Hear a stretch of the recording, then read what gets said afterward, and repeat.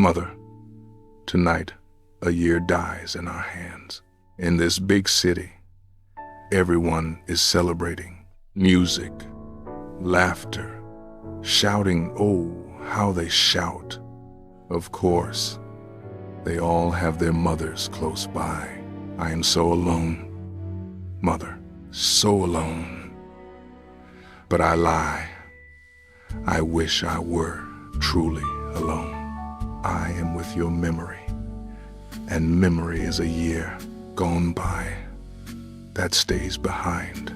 If you could see, if you could hear this commotion, men dressed in madness, beating old pots, drums made of pans, cowbells and trumpets, the reckless breath of tipsy women, the devil, with 10 cans tied to his tail, runs through these streets, inventing tricks, and through this noisy chaos where the hysterical city leaps. My solitude and your memory, Mother, walk like two sorrows. This is the night when everyone puts a blindfold over their eyes to forget that someone is closing a book to avoid seeing the yearly settling of accounts where entries go to the ledger of death for what comes and what remains, for what we didn't suffer is lost, and what we enjoyed yesterday is now a void. Here, tradition says that on this night, when the clock announces the New Year's arrival, everyone eats to the rhythm of the chimes, the 12 grapes of the old night. But here, no one embraces or shouts Happy New Year like they do in the towns of my homeland. In this joy, there's less kindness. Each person's happiness walks alone, and the sadness of those left outside the crowd accuses the inevitability of being far from home.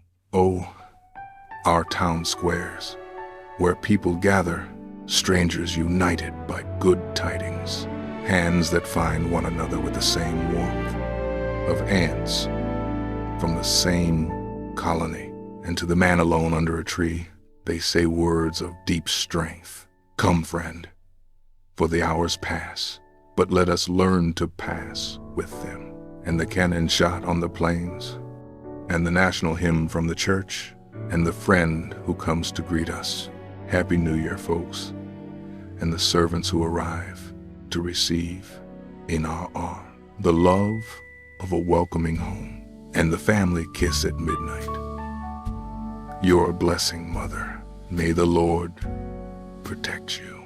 And later, in the bright dining room, the family gathered for supper with 2 close friends, and you, Mother, at my side, and my father, somewhat somber, presiding at the table. Mother, how bitter are the grapes of absence, my old family home, that house with colonial cloisters, a big gate and creeping vines, the windmill and the pomegranate trees, the great books in the library, my favorite books, 3 volumes with images that spoke of the kingdoms of nature. Next to it, the large backyard where it said money has been buried since independence. The yard with guava and almond trees, the yard with peonies and cherries, and the grapevine that gave all year grapes sweeter than honey from bees. Under the vine, there is a pond. A swim in that pond tastes of ancient Greece. From the green trellis, the grapes in clusters, so low you could pick them from the water. And while the grape bursts on your lips, your feet splash the cool water. When the season arrived, each cluster wore a little cloth cap to save it from the greed of black wasps. And then our grapes had a wintry grace, bundled in their white wraps, deaf to the song of the bees. And now, Mother, when I have only the 12 grapes of the old night today, as I squeeze the grapes of the months over the memory of the dried vine, I feel all the bitterness of the world seeping into them. For the grapes of absence hold the acid of what once was sweetness. And now I ask myself, why am I here? What force could overpower your love, which always drew me to the sweet safety of your door? Oh, miserable measuring stick that judges us. Fame, glory, such a small, petty thing. When I left home to seek glory, how I forgot the glory I left behind there.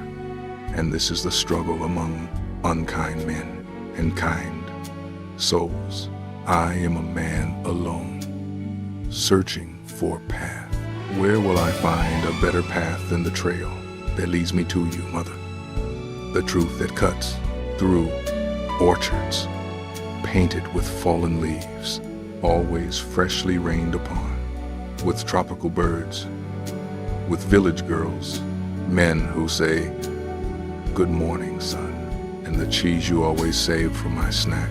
That is the glory, Mother, for a man who was called Brother Louis and was a poet. Oh, my home without citrus, my home where my poetry could walk like a queen. What do you know of forms and doctrines, of meters and schools? You are my mother, who always tells me that all my poems are beautiful. To you, I am great. When you recite my verses, I don't know if you are saying them or praying them. And while we squeeze from the grapes of time a whole absurd life, the promise of seeing one another again stretches farther away, and the moment of leaving grows near, and we don't think that all is lost. That's why tonight, while the celebration passes, and from the last grape, I sip the last drop of the year now fading, I think that you still have, Mother, streaks of cold black in your hair, and eyes so beautiful they once wept for me. Their clear high tide in your tired gaze, and graceful hands, and a slender waist, where there is the grace of a new ear of wheat. You are still beautiful, Mother, and I am desperate to return, because you are the glory of my years, and I don't want to return when you are old. Grapes of time, my being poured out in the memory of the dried vine. How lost I am, Mother, on the roads that lead to the devotion of your path, and in this uproar of the drunken city, where my emotion walks without companion, while men eat the grapes of the months. I take refuge in memory like a child at a door. My lips are drinking from your breast, which is the cluster of the good vine, the good cluster I squeezed in the day, without hour or clock, in my innocence. Mother, tonight a year dies in our hands. All these people have their mothers near, and beside me my silent sadness holds the grief of a young girl gone, and all the bitterness of the world came to distill its 12 trembling drops, when onto my silence fell the 12 grapes of the old night.